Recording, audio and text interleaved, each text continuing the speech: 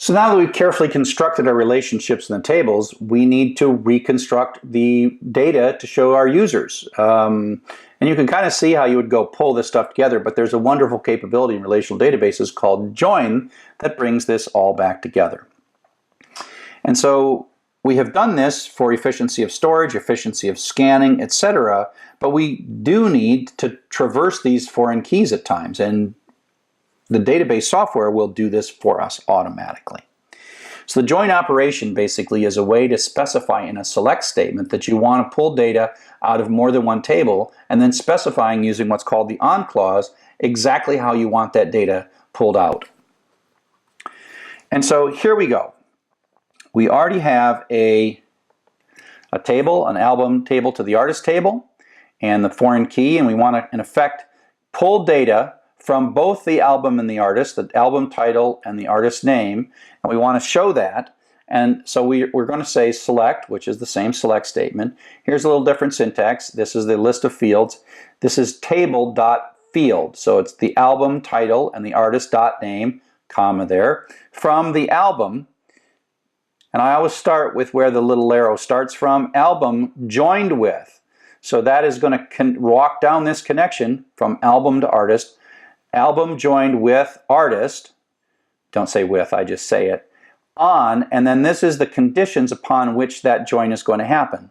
When the album's artist ID, which is this column here, album's artist ID matches, think of that as is equal to or matches the artist's ID. And so it only connects the rows here when there is a match between these two tables. And so if we look at this and we see that you know, this one matches this one and this one matches that one, and so it's the join connects conditionally, and it connects when the on clause is satisfied.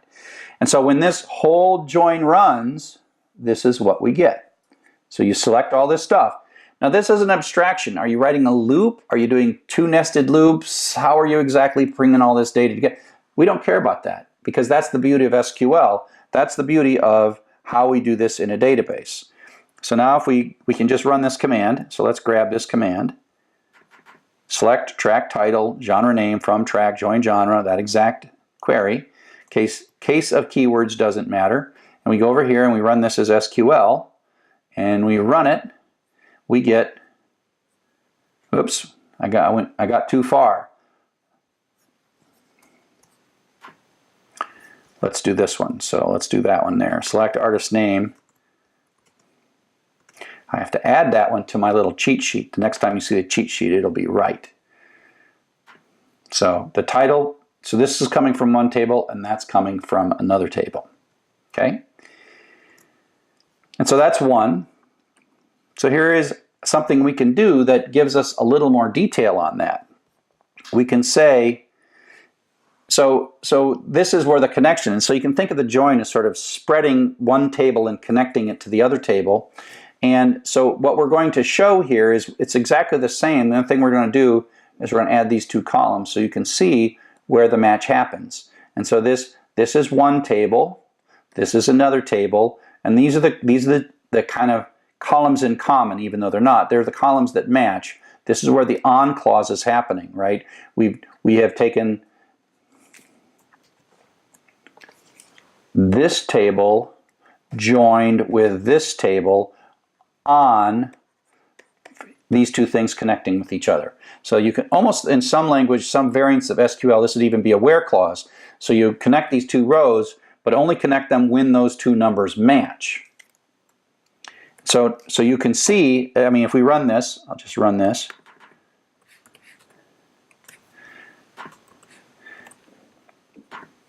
And again, you just see this is where it connects. Okay? Now, interestingly, we can see what happens and what the purpose of the on clause is if we omit it. So this is exactly the same as that previous query, except there's no on clause. So it's select all four of those fields from the track joined with the genre. So it's basically taken the track table and the genre with a join, but no on clause. So it's not filtering for matches. This is a match, this is a match, that's a match, that's a match. But we don't have an on clause, so the matchiness doesn't matter. And so you're going to get all possible combinations. And literally, if there were, 10 on one side and 30 on the other side, you would get 300 rows in that join. So it'd be all combinations, except the on clause reduces the combinations. And you might think, whoa, this is really inefficient. And I will say that's what my first reaction was when I first saw this, but it's not inefficient. That's the beauty of abstraction. That's the beauty of SQL. You say do it, and it just figures that out. So let me grab this, and you will see that we can run this one as well. And that kind of gives you why the on clause is important, because now we have a whole bunch of these things. And the on clause just filters that out. So if we would just add the on clause back in, then that would only show the ones we showed on the previous slide. So that's why the on clause is important. The join is like all possible combinations of all pairs of rows between these two tables. On is, oh, but only where these two things match. Now you might think that it's inefficient, but the on clause turns out to be the way it becomes efficient.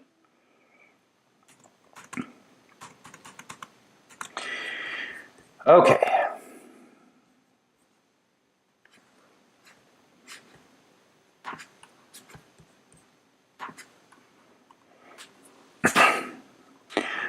So now we're going to do the same thing where we're just going to take the track title and the genre and going to connect that together. So we select this. We need to join from one table, join to the genre table with an on clause. And so we're going to make those connections. And the only thing we're going to look at is the title and the genre name.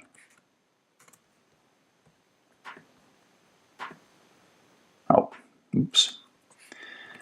And then run that. And so we got the title and genre name. Now the thing you'll notice is for the first time, we now have replication of string data in a vertical dimension. That's okay, because the data is not replicated in the database. The data is now replicated as a result of the join. And so we are going to reconstruct what the user wants to see, which the user originally, all the way back to the beginning, wanted to see the duplicate information in the vertical axis. But now we're reconstructing it. We didn't waste the space or performance in our database, but we still have to show them. And so now the next thing we're going to do is a monster. We are going to reconstruct across all four tables. And you might think this is really hard, and sure, it's going to be a little tricky, but as long as you follow the naming convention and the naming convention makes sense, we're going to do a select from the track's title, the artist's name, the album's title, and the genre name. From the track, join genre, join the album, joined artist. And so the joins follow the little arrows, right? And then the on clause qualifies each of those arrows, when to follow the arrow. And then this becomes pretty easy. It's a foreign key. The track's genre ID, that's a foreign key, equals genre.id. That's primary key, that's a foreign key because I name it that way, and I know that this goes to that genre table because I name it that way. And track's album ID is equal to the album's ID, foreign key, primary key, and album's artist ID is equal to artist's ID. After a while, you can type these pretty fast as long as you follow a naming convention and you know the naming convention. So this looks like it's really hard to do, but after a while, it's really just a pattern. So let's go ahead and run that one. And it will, assuming we've done everything right, replicate all the data. So there's all kinds of vertical data now being replicated. Every column has vertical data. Again, it's not in the database. The select and the join are reconstructing vertical data as it needs to be shown to the user. And so, if you've been following along, probably a couple hours later now, we started with a picture that was our mock-up of what we wanted our user interface to look like. And it had vertical stuff. And we're like, we can't put that in a database model. And then we carefully built a database model that didn't have the data. And then we're like, we got to reconstruct it. So we used join to reconstruct it. And so after all that, we went here with a clean little model with 4 tables all beautifully connected together. And then we had to join it all back together. So join reconstructs it. And again, the key is the storage is efficient, the scanning is efficient, and we still use the join to produce the output that we ultimately want with all the sort of vertical vertical replication that our users really want to see. So there's one more kind of relationship That was called a one-to-many relationship. That was actually 3 one-to-many relationships. And the other major relationship is what's called a many-to-many relationship.